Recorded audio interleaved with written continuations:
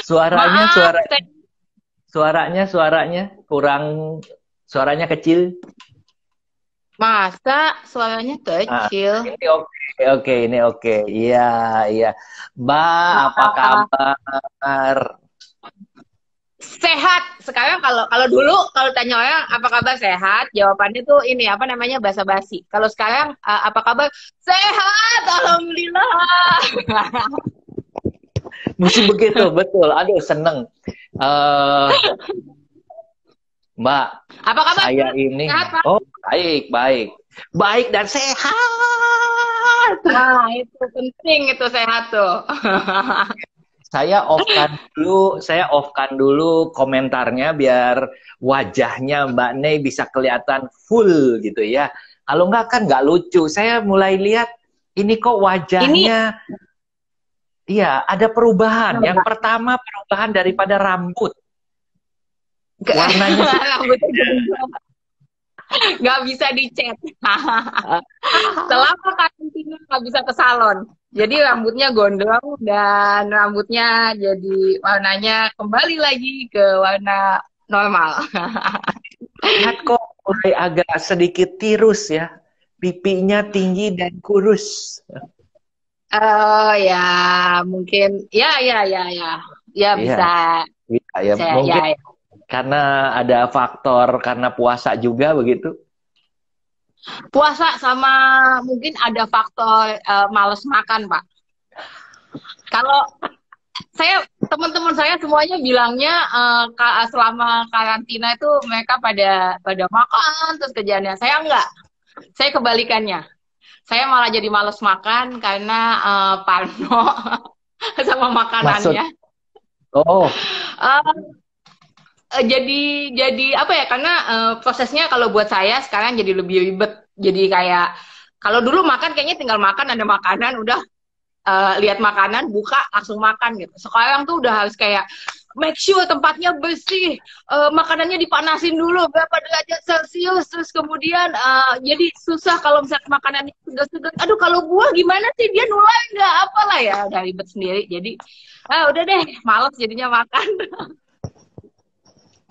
tapi saya mau mengharapkan tiap kali ketemu Mbak Nei itu sehat. Jadi makannya juga mesti itu. Tapi Iya. bukan karena lagi diet, lagi ada mau melangsungkan satu acara gitu kan, bukan ya? Acara apa Pak kan nggak boleh rame-rame Pak, nggak boleh Oh, ada ya. acara. Sekarang Lebaran, sekarang mah lebaran acara maksudnya. maksudnya acara pelangsingan tubuh begitu. Oh, saya nggak pernah ikut gini. Saya nggak bukan gini. Kalau buat saya pribadi, saya adalah pengikut mazhab positivity. Apa jadi apa namanya body positivity. Jadi kalau buat saya kurus, pendek, langsing, gendut atau apapun itu nggak jadi soal. Yang penting sehat. Nggak sehat pun nggak apa-apa. Soalnya gini, kalau misalnya hanya untuk sehat terus yang orang sakit gimana? Tapi yang penting ya sudah kita sama-sama nyaman dengan badannya. Kalau nggak nyaman ya apa yang bisa dilakukan untuk kemudian membuat nyaman? Soalnya ini badan kita satu-satunya Pak, nggak bisa ditukar. Kalau dia kenapa-napa nggak bisa diganti. Kita nggak bisa bilang saya balikin ke pabrik dong, mau tukar yang baru nggak bisa. Jadi ya apapun yang terjadi, ini badan-badan kita nggak ada yang bisa gini. Saya rasa pilihannya antara mau benci atau mau cinta atau mau sayang. Saya milih sayang aja sekarang, gitu sih. Oke, Mbak, kita lagi mau cerita new normal jalan-jalan. Bahkan tukang jalan-jalan. Kebayang nggak sih nanti kalau jalan-jalan kayak apa? Saya kasih gambaran dulu sedikit ya. Eh, Ayata itu eh, International Air Transport Association, Asosiasi Penerbangan Dunia mengatakan bahwa mengikuti anjuran daripada WHO tempat duduk 33 menjadi 22 karena yang tengah dikosongkan. Begitu dikosongkan yang tengah, Harga tiket hitung-hitungan normalnya naik 62%. Itu yang pertama. Pasti. Kedua, Pasti. iya, kedua ada di Purdue University di Amerika mengatakan bahwa kalau bersin atau batuk itu sampai 4 row ke depan dan 4 row ke belakang kalau nggak pakai masker. Kalau pakai masker nggak bersin nggak apa-apa, 1 di depan, di kiri kanan udah jelas, dan belakang. Nah, saya bilang kalau begini kan jadi susah. Nah, terus lagi sekarang bagaimana yang ke airport? Airport yang tadinya 2 jam sekarang jadi 4 jam. Diusahakan touchless, jadi nggak banyak megang-megang katanya, tapi Indonesia pasti nggak bisa. Lihat nggak yang hari ini WA pada sebar kiri kanan yang mudik? Aduh, saya apa ya, tadi itu ada yang bilang tadi pagi dengan Ketua Asita Jawa Barat, Pak Budi, Kang Budi, beliau mengatakan, Pak, saya kemarin ke jalan, saya miris ngelihat orang lebih baik saya kena virus, nggak takut virus, daripada saya nggak bisa lebaran. Jadi kemarin itu pada rame beli, toko tutup, yang buka kaki 5. Nah, kaki 5 diserbu gitu ya. Aduh, itu bahasa Sundanya itu kumaha atuh kalau begitu gitu ya. Ini situasi seperti begitu. Nah, terus saya bilang, biasa kan kalau TX Travel, Mbak ikut, kita kasih koper. Sekarang saya sedang memikirkan apakah saya mau kasih pakaian astronot, APD.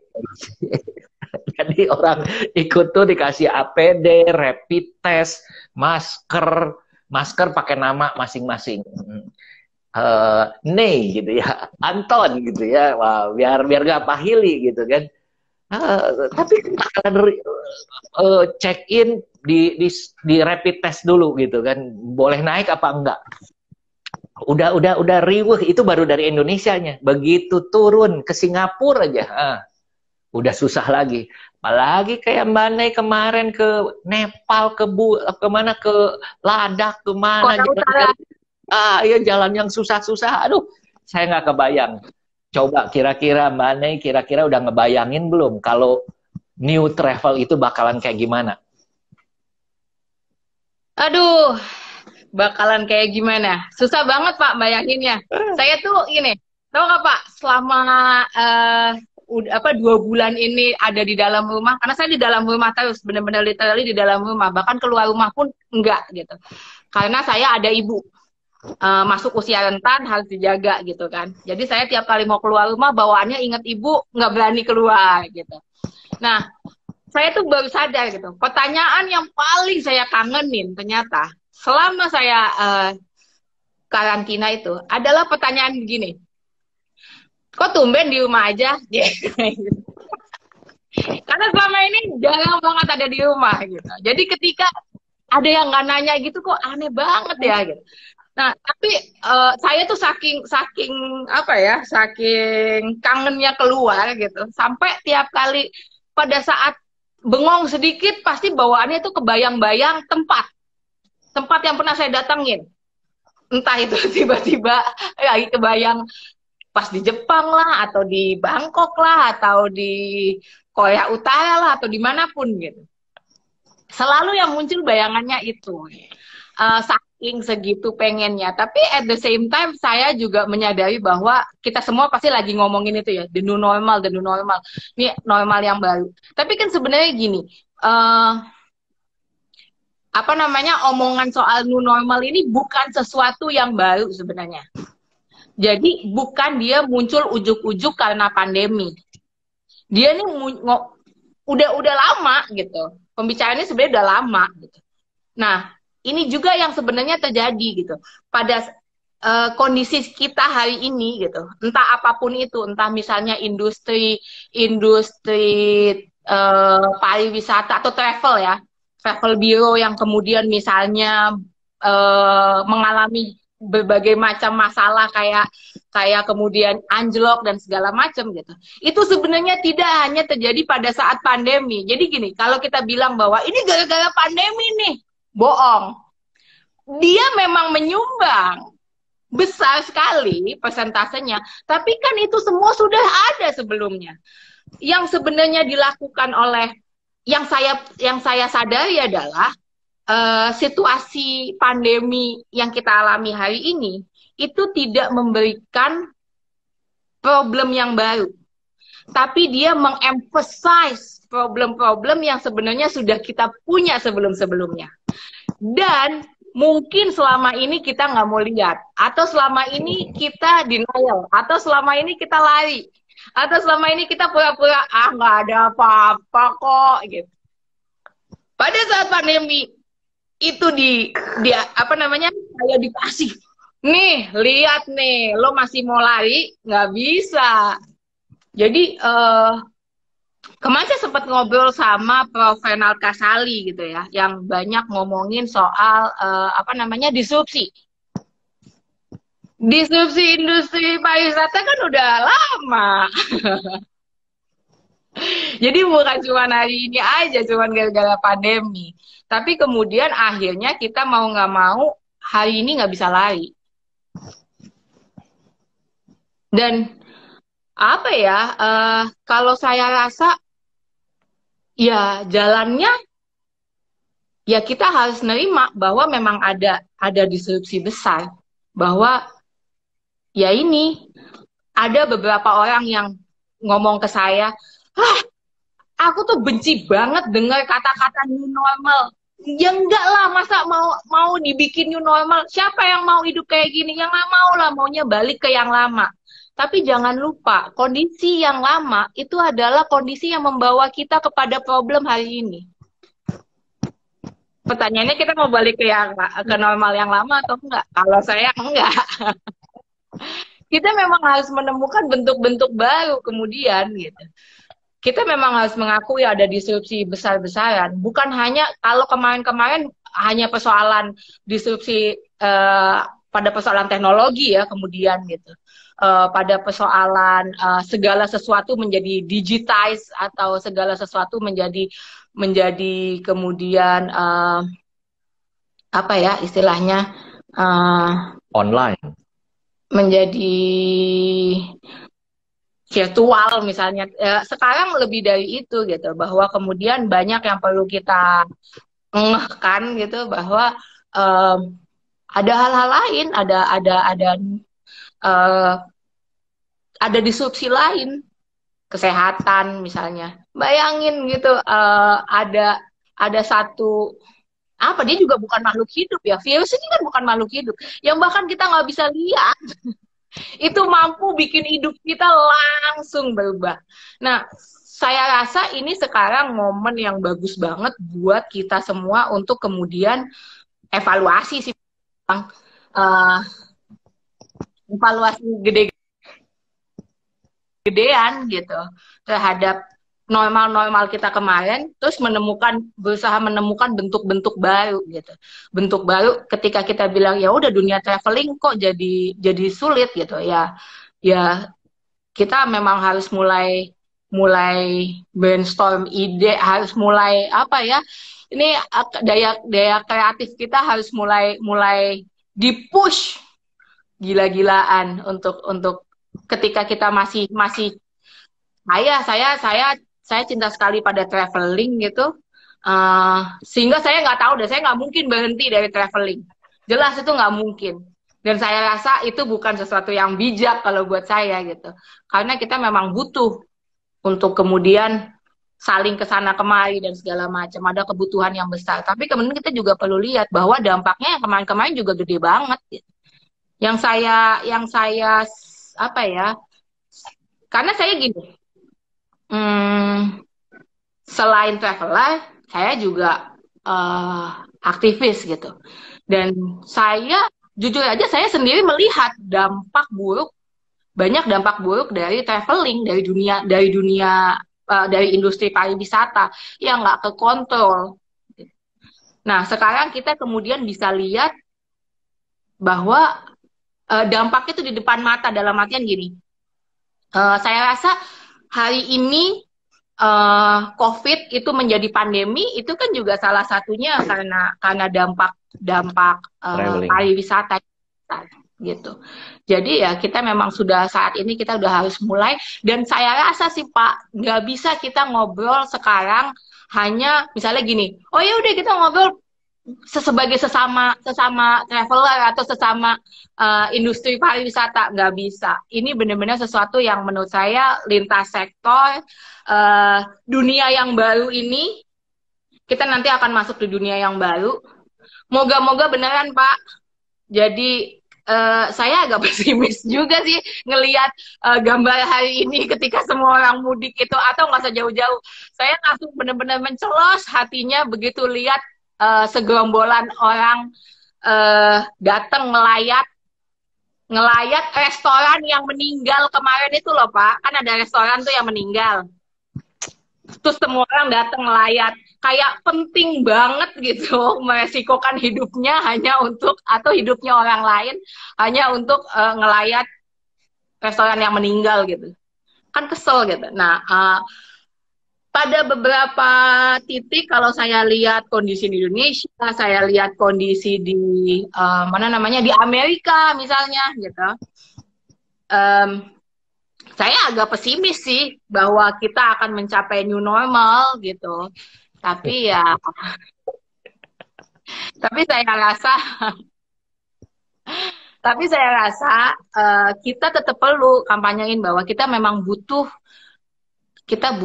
habit yang baru gitu. Dan ini sebenarnya udah dikasih jalan gitu. Mau dipakai apa enggak gitu sih Pak. Aduh, saya kayak ini aja lagi ceramah. Bukan, saya kaki nih goyang terus nih, kaki gatel pengen jalan Mbak, gatel kaki. Iya. Jadi gimana? Nggak apa-apa. Nggak apa-apa, saya rasa nanti kita akan menemukan jalannya, kita akan menemukan jalan. Gini, itu masuk kepada daya lenting kita sebagai manusia sih Pak. Daya lenting itu apa bahasa Inggrisnya? Untuk bounce back, kita balik lagi gitu. Sekarang kita ada dalam kondisi situasi yang nggak menyenangkan, nggak baik buat kita gitu, adversity gitu, kemalangan, terus nanti kita akan bounce back gitu. Itu buat saya adalah daya survive-nya manusia kok. Jadi dia akan keluar. Kita akan mencari bentuk-bentuk baru. Saya sangat percaya. Entah nanti kita tadi itu gitu yang dilakukan bahwa kita kemudian harus ada jarak gitu, physical distancing di moda transportasi apapun misalnya, atau kemudian misalnya kita juga physical distancing dengan masyarakat di sana, terus kita datang, kita menggunakan protokol kesehatan. Tapi jangan lupa Pak, sebenarnya kalau kita ngomongin soal dampak buruknya industri pariwisata, itu udah dibahas lama banget. Mulai dari tahun 80-an itu udah ada pendekatan yang namanya responsible traveling. Nah, ini yang nggak pernah dibahas selama ini. Mungkin ini saatnya untuk ngebahas.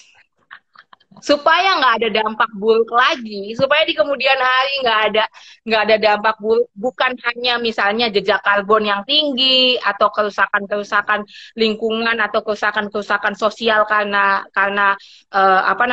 industri pariwisata yang begitu masif dan nggak terkendali, tapi juga gimana kita secara publik nggak kemudian memberikan jalan buat pandemi yang baru misalnya. Yes, mungkin ini udah menarik. Iya, kepepet atau dipepet. Jadi harus mau nggak mau kudu begitu ya. Nah, Mbak Nei, sebenarnya kalau saya melihat 9/11 yang pesawat di Amerika, dulu itu pemeriksaan tidak seketat sebelum 9/11. Setelah 9/11 sangat ketat. Saya masih ingat juga waktu ke China, kita bawa domestik itu kita boleh bawa air minum. Di Indonesia kan boleh bawa air minum, tapi di China nggak boleh. Kenapa? Karena di China pernah satu kali orang bawa bensin, lalu di atas pesawat dibuang begitu ya, airnya ditumpahkan lalu dibakar, kabinnya kebakaran, walaupun tidak sampai terjadi kebakaran fatal. Tapi kan itu belajar satu persatu. Nah sekarang pakai masker. Saya lagi ngebayangin kalau dari Jakarta ke Singapura saya pakai masker, menurut saya kuat. Tapi saya nggak ngebayangin saya harus ke Amerika pakai masker. Terbang ke yang jauh-jauh 10 jam gitu pakai masker. Waduh. Bukan gara-gara saya pengen apa namanya? Pengen sehat. Bisa-bisa gara-gara masker saya sampai nggak sehat jadinya. Jadi saya lagi iya. Ceritanya Pak Anton itu mengingatkan saya pada ada satu peristiwa yang sebenarnya menarik, bukan peristiwanya saya. Jadi gini Pak,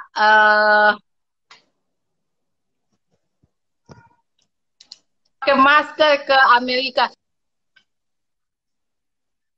Jangankan pakai masker, duduk di ekonomi ke Amerika aja pon-potan. Ya kan? Ya kan? apalagi harus pakai masker gitu. Nah, apa namanya? Tapi itu menarik, itu mengingatkan saya pada ada satu kejadian. Jadi ada satu apa ya sebutannya ya, kelompok agama Yahudi yang sangat ortodoks gitu ya. Di mana mereka, jadi ada satu foto yang viral di mana-mana. Jadi nanti bisa dicari deh Pak Anton, bisa cari di Google. Itu ada beberapa apa ya, rebay itu pemimpin kayak ustadznya Yahudi gitu kan. Nah ini jadi ada kelompok Yahudi yang ortodoks yang harus pergi ke luar negeri.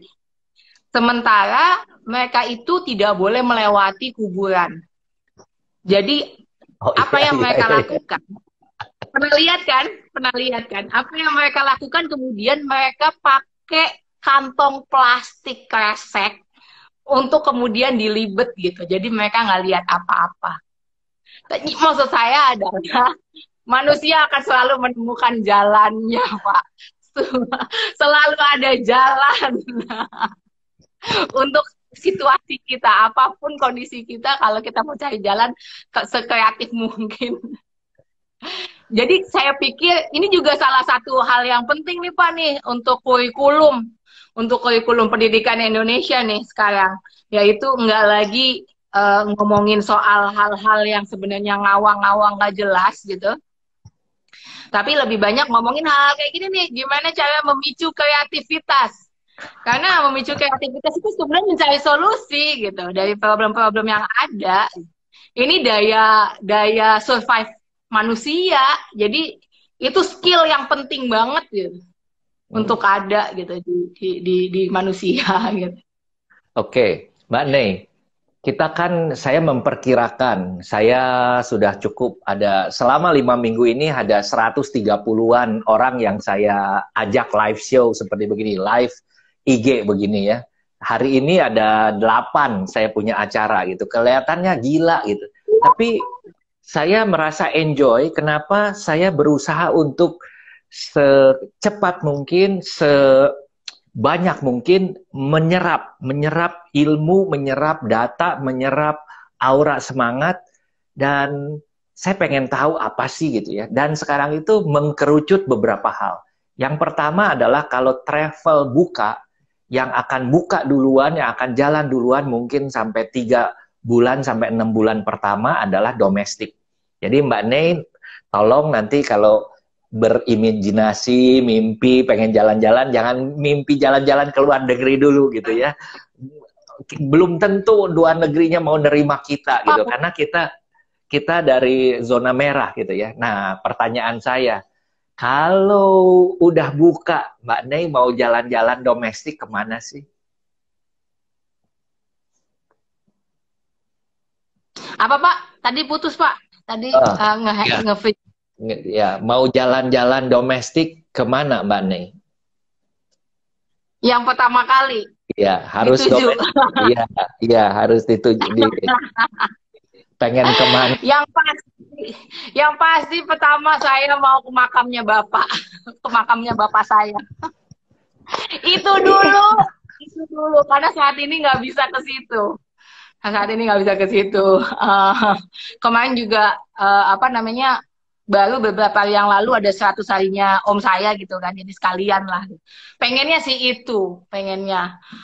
Yang pasti, aduh Pak, kalau hari ini Pak, hari ini saya bisa keluar ke jalan raya depan aja saya udah happy banget kayaknya. Saking udah jangan. Udah ini di rumah. Tapi yang pasti kalau gini, mungkin itu juga salah satu yang menurut saya jadi apa ya, sisi baik. Jadi sisi baik, bukan sisi baik, bahwa kemudian kita menemukan banyak hal-hal yang ada hikmahnya gitu. Ketika kita mungkin nggak bisa keluar ke luar negeri, saya sepakat sama Pak Anton. Mungkin yang bisa kita eksplorasi adalah Indonesia. Banyak loh bagian Indonesia yang belum tereksplorasi. Meskipun saya juga masih dengan eksploitasi. Jadi saya setuju eksplorasi, tapi bukan eksploitasi. Kita bisa sadar bahwa mungkin kita bisa disadarkan bahwa punya kita sendiri, rumah sendiri itu juga bagus banget gitu. Bahwa rumput tetangga itu nggak selalu lebih hijau. Rumput yang lebih hijau adalah rumput yang dijaga, disiram, dipupuk dan diberi kasih sayang. Itu yang lebih hijau. Oke, sekarang pertanyaannya sama. Tadi itu mah kangen ke bapak, itu lain lagi. Sekarang kangen jalan-jalan. Jalan-jalan. Kalau jalan-jalan saya pengen, yang pasti ini udah ketunda lama banget, belum pernah apa ya, dari dulu keinginannya udah besar banget, tapi sampai hari ini belum dapat kesempatan ke sana. Yang pasti ke daerah Indonesia Timur. Pengen banget. Kayaknya mendingan ke sana deh. Saya termasuk yang kemarin sempat gini Pak. Aduh, untung banget ya, aku udah sempet ke Korea Utara sebelum ini semua terjadi. Memang ini ya, salah satu pesan yang saya dapatkan adalah jangan ditunda-tunda. Kalau ada kesempatan, ayo jalan langsung deh, ayo lakuin. Udah itu sih pesan besarnya dari pandemi. Nah, Mbak Nei, Indonesia Timur ini punya ciri khas yang berbeda dengan Indonesia Barat. Indonesia Timur lebih susah. Indonesia Timur infrastrukturnya. Jadi misalnya kita mau pergi ke Raja Ampat, sampai ke Sorong kita harus ke Wayak dan lain sebagainya. Itu butuh satu transportasi yang dalam tanda petik itu saya bawa tamu dari China, saya bawa tamu 30 orang pakai speedboat 15 dia nggak mau naik. Saya bilang kenapa nggak mau naik? Iya, saya tanya kenapa nggak mau naik. Ini tempat duduknya cuma ada 8 katanya. Saya bilang bukan 8, kelihatannya ada tempat begini. Kita udah biasa 8 tempat duduk dipepet-pepet jadi 15, udah biasa. Dia bilang no, nggak mau naik. Ada lagi yang live vest-nya ada, tapi dia lihat begini live vest-nya udah nggak layak lagi. Dia bilang no. Aduh, saya suka sekali ke Derawan. Mbak Nei pernah ke Derawan? Belum, pengen banget Pak, sumpah pengen banget. Aduh, itu keren banget. Saya pergi ke Derawan pas lagi seneng-senengnya, mungkin hampir 15 kali gitu ya. Pergi. Satu hari saya ke sana nggak balik lagi. Pulang nggak datang lagi, udah. Istri saya tanya, Pi, kenapa? Biasanya sebulan itu sekali, 2 kali Derawan lagi gitu ya. Kenapa sekarang nggak pergi lagi? Jadi satu hari saya naik speedboat, mungkin orangnya sekitar, speedboatnya itu layaknya mungkin untuk 20 orang, diisi 30 orang. Tapi kembali lagi ya, kita domestik tuh oke. diisi tempat duduk 20, empet-empetan jadi 30 gitu ya, sebagian berdiri juga oke. Saya saya berdiri, ombaknya 2 meter di atas saya. Ini kapal ombaknya begini, jadi begini terus ombaknya. Waduh, jarak dari Kakaban ke Pulau Sangalaki itu normalnya 15 menit. Perginya aman, pulangnya ombak naik, lawan angin, lawan ombak, 2 jam baru nyampe. Saya seumur-umur udah ibaratnya nggak takut laut. Di situ saya mengatakan, Tuhan terima kasih, nanti balik laginya nanti aja, nggak balik lagi. Sampai sekarang nggak balik lagi. Saya masih mau ke sana, mau balik lagi, tapi karena perjalanan baik dari Berau maupun dari kota Tarakan, itu harus pakai speedboat. Speedboatnya nggak ada yang layak dalam tanda petik untuk grup gitu ya. Jadi speedboatnya kita cari yang 2 speednya aja itu nggak banyak. Motornya cuma ada 1. Coba kalau motornya di tengah laut mati, kumaha? Mau minta help kemana gitu kan? Aduh, itu. Saya lagi nunggu Pulau Maratua nanti ada pesawat. Nah, saya maunya naik pesawat aja ke Pulau Maratua. Dari Pulau Maratua udah deket-deket, itu ibaratnya ya bisa kelihatan lah gitu ya. Kalau yang ini kan jauh gitu ya. Nah, ini perlu perjuangan khusus. Sumba, bagus. Maumere, Lambata, wah itu kalau ke sana mesti ikut. Mana mah pasti suka. Yang ngejar ikan paus, gitu ya. Aduh, sadis air gitu. Tapi bagus. Jadi nanti tapi nggak apa-apa lah ke sana, perlu perjuangan sendiri, tapi menurut saya worth it to try. Oke. Iya, good. Iya. Saya sangat percaya. Gimana Pak? Ini kan perginya tadi ke tempat yang belum, ke tempat yang udah tapi kangen gitu dah. Mau pergi kemana? Selain Bali. Ya, nih saya sangat percaya nih ya Pak ya. Begitu dunia dibuka lagi, yang bakalan sangat rame itu mungkin ada 2 tempat. Yang pertama adalah Holy Land, yang kedua adalah Mekah. Semua mau bertobat semua. Minta ampun. Ya Allah, ampun.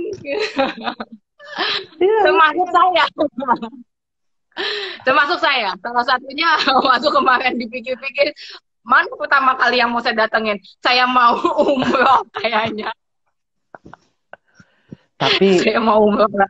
Iya, sampai seharusnya dalam minggu-minggu ini ada pemberitahuan keputusan rapat dari Saudi yang memutuskan apakah Lebaran Haji dibuka atau ditutup. Kemungkinan besar adalah ditutup.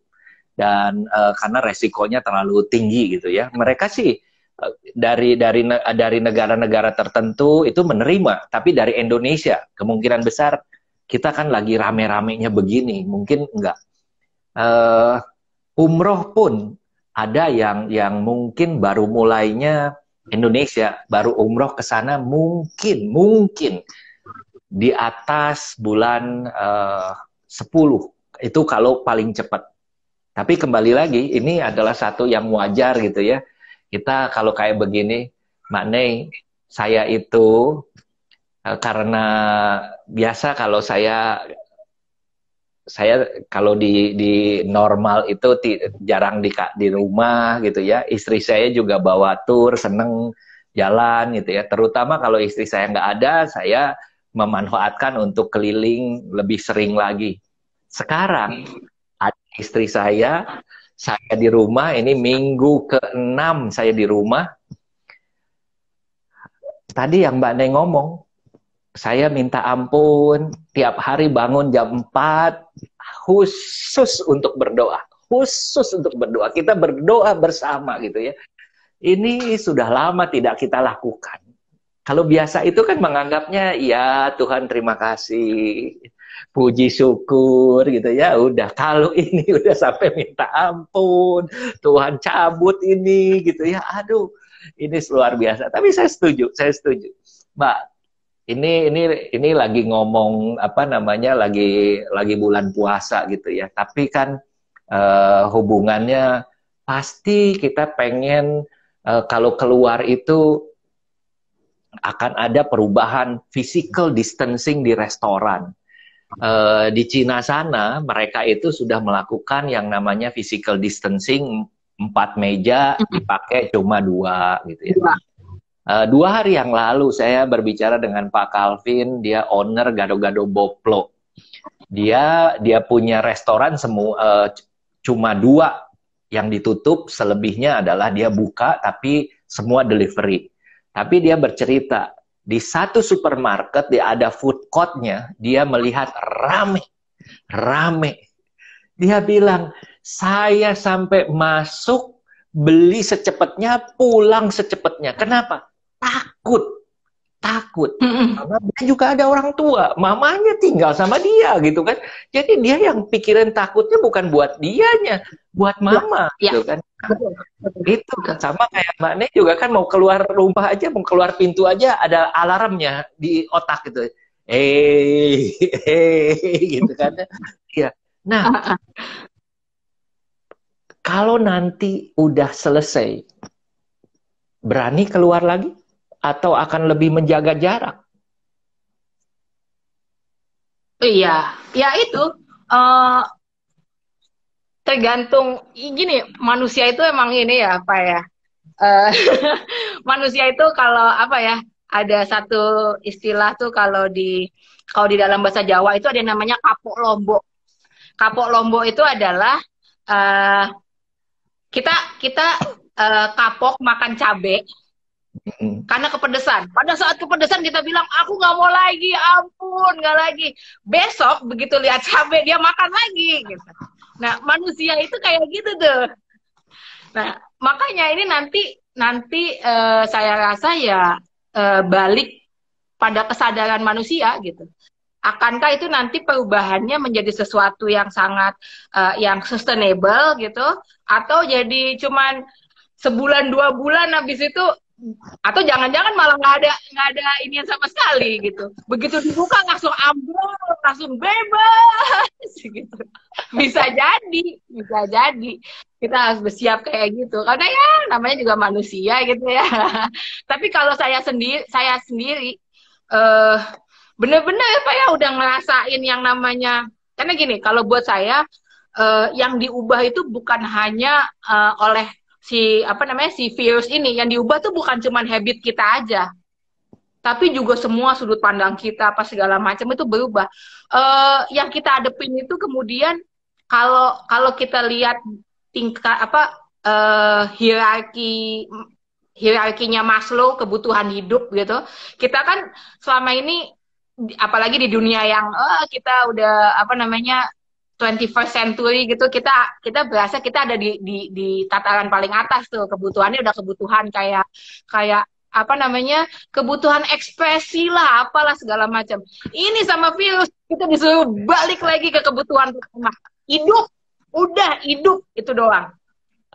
Lu masih hidup apa enggak? Nanti nih selesai pandemi, lu lewat apa enggak? Lu lolos apa enggak? Itu kayaknya kita nggak tahu. Jadi apa ya? Tentu aja di saat itu kita bakalan berasa, waduh, nangis apalah segala macam, karena kita berusaha mempertahankan survival itu. Satu hal Pak yang saya sangat saya kemudian belajar. Saya kan sempet tuh Pak batuk-batuk, terus bersin-bersin. Masih nggak? Awal-awal. Jangan deket-deket. Jangan deket-deket. Sampai hari ini masih. Untung kita physical distancing ya Pak ya. Sampai hari ini masih, udah 2 bulan.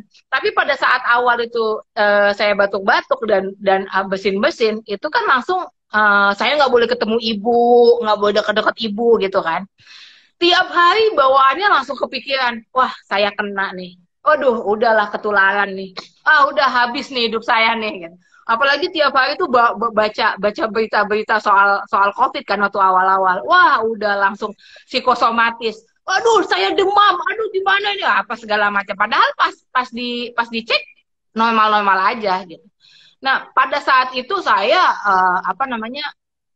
Manusia ya, insting survivalnya langsung bergerak gitu. Sampai wah pokoknya saya bilang saya udah nangis-nangis tiap malam, nangis-nangis, kalau berdoa pasti nangis-nangis, ngebayangin kalau kena harus diisolasi sendirian, nanti kalau meninggal sendirian, nggak ada yang nyolatin, nggak ada yang makamin, apalah segala macem gitu kan. Udah otaknya udah kemana-mana gitu. uh, Tiap hari nangis-nangis. Terus saya sampai pada satu kesadaran gini, ini kan belum kejadian ya, ngapain saya stres banget sih gitu. Itu kan belum kejadian gitu. Nah, waktu itu ada teman yang kemudian ngomong gini ke saya, udah sih hidup aja hari demi hari, satu hari demi satu hari demi satu hari.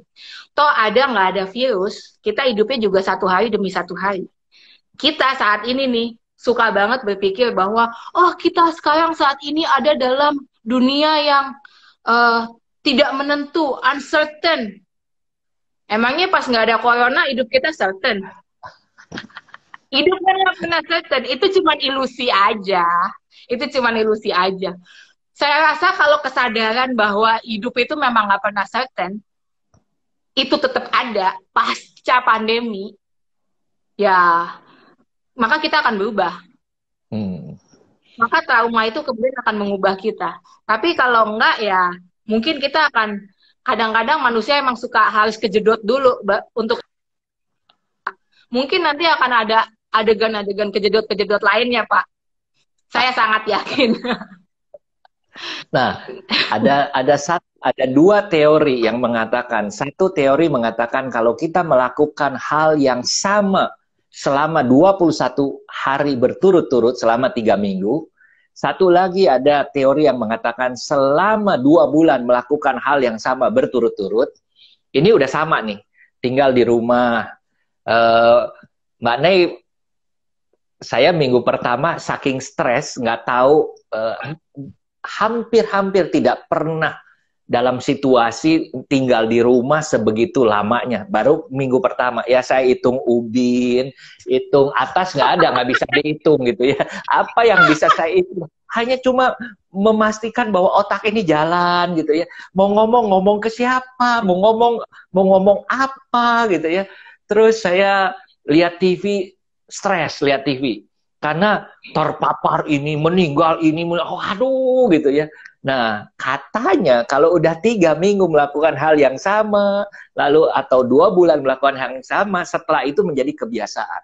Contoh, istri saya sekarang kalau beli segala macam online. Ke pasar, masih ke pasar, tapi ke pasar yang langganannya kalau dia nggak bisa di booking pakai WA, nggak bisa telepon, nggak bisa SMS, dia nggak bisa beli lagi. Sekarang tukangnya pinter, udah punya WA dan lain sebagainya. Pertanyaan saya ke istri saya, Mi, nanti Pak, kalau udah selesai, yes, halo, muter ya Pak? Muter, oke. Iya, halo. Iya. Tar. Gimana? Udah, tar. Saya pause dulu sebentar. Saya pause dulu sebentar. Nah, oke. Pause dulu sedikit. Ya. Nah, jadi setelah 21 hari dan 2 bulan, ini dua-duanya memasuki kategori. Jadi risetnya dua-dua anyhow lolos. Setelah pandemi ini, orang akan balik ke kebiasaan biasa atau orang itu sudah nyaman seperti sekarang. Istri saya mengatakan, ya nggak perlu ke pasar lagi, sekarang pakai WA, udah bisa dianterin gitu kan. Mau beli, sekarang itu udah lebih jago. Minggu-minggu pertama mau beli kelapa muda susah, karena langganannya beda gitu kan.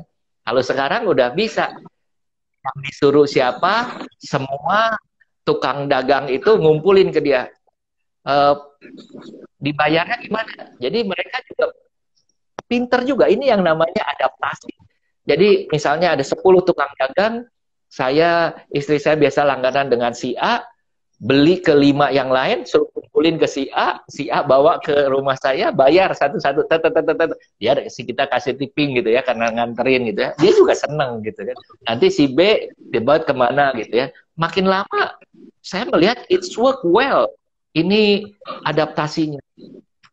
Pertanyaan adalah apakah istri saya mau balik ke pasar pergi atau enggak? Istri saya bilang enggak usah, sekarang udah bisa. Nah, pertanyaan ke Mbak Neng, banyak hal-hal yang sekarang udah bisa online. Apakah nanti gara-gara begini, misalnya contoh, saya pada waktu pertama masih ngelihat acara TV ini Mbak Neng nggak ada ya. Kapan saya pikir ini kenapa nih, pasti nggak datang gitu kan ya.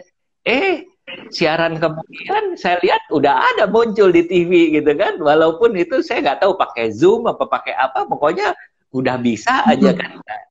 Ini kan akan menjadi kebiasaan. Saya pada waktu minggu pertama nyoba Zoom, nyoba IG Live gitu ya, nggak enak, belum biasa. Sekarang ini sudah 5 minggu. Rasanya itu kalau saya nggak duduk di kursi ini gitu ya, saya nggak ngobrol gitu ya, rasanya ada something missing. I have my own time gitu ya. Nah, gimana Mbak Neng? Iya, ini kan ya salah satu yang dianggap sebagai bagian dari the new normal yang nanti akan muncul. Orang kemudian akan mulai menyadari ada banyak banget hal yang kemarin-kemarin nggak dilakukan. Terus sekarang udah jadi kebiasaan, bukan hanya persoalan kebiasaan, tapi juga sebenarnya kemudian menjadi menguntungkan. Contohnya nih Pak ya, saya baru sadar berapa banyak ongkos, terus kemudian uang jajan demi yang namanya meeting sehari mungkin bisa berapa kali. Itu artinya berapa kali nongkrong di kafe. Kan kita kalau meeting pasti kalau nggak di kafe, di restoran, di mana gitu. Dan berapa banyak ongkos yang terpangkas, saya tuh benar-benar baru sadar gitu. Ongkosnya tuh banyak banget yang terpangkas ketika sekarang semua meeting dilakukan lewat dunia virtual. Kalau misalnya nanti disuruh milih antara buang duit untuk jajan segitu banyak lagi demi meeting atau lewat apa namanya virtual Zoom yang ongkosnya lebih murah, ya saya tetap pilih virtual lah. Gitu. Jelas itu. Dan kita nggak perlu, dan mungkin ini Pak, kita juga jadi lebih efektif, efisien. Dulu meeting itu bisa kita meetingnya itu cuma setengah jam, sisanya ngomong ngalor ngidul nggak jelas-jelas. Ya kan? Udah ngomong kemana-mana. Sekarang akhirnya mau nggak mau, ayo oke, cepet diselesain. Karena memang waktunya nggak banyak gitu kan. Kayak ini Zoom, apalagi Zoom kalau gratisan kan cuma 1 jam. 40. Oh iya, sorry 40. Iya, ini 1 jam. Iya kan, ini 1 jam. Jadi mau nggak mau, tapi saya malah merasa nih Pak, salah satu yang saya sadari adalah setelah kemudian kita banyak di rumah, terus kita jadi banyak banget nih yang namanya IG live dan segala macam gitu ya. Saya malah baru menyadari sejak kita physical distancing, orang tuh malah jadi lebih banyak ketemuan. Iya, betul. Itu. Jadi dan saya ngerasa gini, saya rasa pasti akan ada banyak perubahan. Kemarin tuh sempat diingetin sama Profesor Renald Kasali waktu saya ngobrol sama beliau. Dia ngomong gini, kondisi kita hari ini itu adalah kondisi disrupsi yang diakselerasi. Jadi kalau yang kemarin-kemarin kita masih denial, kita masih tantang aja, sekarang itu mau nggak mau harus dipakai. Mau nggak mau kita belanjanya harus online. Mau nggak mau kita ininya harus jauh-jauhan. Kerjanya harus dari rumah dan segala macam. Jadi ya saya rasa kemudian memang ini kan sebenarnya kondisi yang tadinya hitungannya itu kan taruhlah saya tahun lalu deh 2019. Hitungannya ini mungkin akan tercapai beberapa tahun lagi, cuma dipercepat aja. Jadi sebenarnya nanti kita memang sudah ke sana. Disrupsi itu kan sudah terjadi. Ya kan, retail sudah mulai tutup. Dari awal-awal jauh sebelum pandemi itu sudah terjadi. Jadi orang udah lebih suka sesuatu yang experiencing daripada sesuatu yang bentuknya materializing gitu. Nah, itu yang iya, ya pasti akan berubah. Saya daripada belanja, Pak, takut Pak. Saya ingat banget Pak, hari pertama sebelum karantina, saya ingat mau nyetok ya. Oke, sebelum karantina saya mau belanja dulu, semua mau disetok gitu, biar selama karantina nyaman. Wah, gila, itu belanja ke supermarket doang, rasanya kayak mau pergi perang, Pak, kayak jihad tuh, Pak. Takutnya setengah mati. Ada bapak-bapak ngomong di belakang saya, tiba-tiba kucing, saya langsung kaget, saya langsung lari. Tiba-tiba ada orang mendekat, saya kabur. Terus selalu kepikiran kayak, ini dia dipegang belum ya, kok sama orang itu ya, dia sehat apa enggak, apa segala macam. Aduh, gila, mau beli makan aja susah banget. Saya udah deh Kak, saya mendingan belanja online. Kalau suruh milih mau berapa tahun lagi, ya saya lebih milih belanja online. Tetap toh saya rasa kondisi ini nggak akan oke, mungkin virusnya akan, kita nggak pernah tahu. Pertama kita nggak tahu, sampai hari ini kita masih belum tahu kapan dia hilang. Toh buktinya negara-negara yang kemarin ngebuka lockdown, mau nggak mau sekarang lockdown lagi. Jadi ini kita masih belum tahu. Ebola itu kalau nggak salah butuh 4 tahun 5 tahun ya kalau nggak salah, sampai kemarin kasus terakhir. Kasus terakhirnya itu malah pas 2020 kemarin kan gitu. Untuk kondisi situasi, saya kemarin sempat nonton karena kerjanya nonton mulu kan di rumah, itu nonton apa ya, aftermath-nya Ebola di Afrika itu 1 tahun sebelum sarana publik dibuka lagi gitu. Jadi saya sangat percaya ini aja kita masih belum ketahuan mau sampai kapan. Ini aja katanya Indonesia bakalan sampai Oktober kalau kita disiplin. Kalau kita disiplin sampai Oktober. Nah, itu belum tentu kan habis itu dibuka. Jadi saya rasa kita latihannya nggak cuma 21 hari, Pak. Latihannya mungkin bisa setahun, 2 tahun. Jadi saya yakin pasca itu otomatis kita bakalan berubah banget. Oke. Mbak, yang terakhir nih ya, sebelum kita harus berpisah karena ada timernya. Kira-kira traveling pakai virtual memungkinkan nggak sih? Kita ngelihat. Sekarang kan sudah mulai. Iya, tapi nggak laku. Karena Pak, ya, karena belum terbiasa. Belum terbiasa sih Pak. Nanti mungkin akan ada momennya di mana itu semua udah terbiasa. Di mana ketika ada gini, sekarang itu kita masih dalam kondisi masih mikirin, nanti kalau pandeminya udah selesai, saya mau pergi ke sini, saya mau ke situ. Ini kita masih di tahap itu. Mungkin kalau beberapa bulan lagi kita masih belum menemukan vaksin. Ketika pandemi selesai, ketika si pandemi itu selesai, mungkin mau nggak mau nanti kita akan mulai mempertimbangkan tuh, daripada gila sendiri di dalam rumah, mungkin kita akan mulai mempertimbangkan tuh jalan-jalan virtual. Mungkin kita akan mulai, ya udah deh, gue kayaknya udah gabut banget, gue ini aja deh ke Louvre aja, atau ke mana, ke Champs-Élysées deh secara virtual. Toh itu toh selama ini juga belum tentu ada kesempatan bisa ke sana. Tapi Pak, untuk yang terakhir Pak, saya mau ngingetin semuanya bahwa ketika kita membicarakan traveling, hari ini kita ngomongin traveling dan kecintaan kita terhadap traveling, kita ngomongin bahwa sulitnya kita untuk traveling lagi karena kita harus ada di rumah. Saya mau ngingetin bahwa kesulitan kita untuk traveling hari ini karena kita harus berada di rumah adalah sebuah privilege.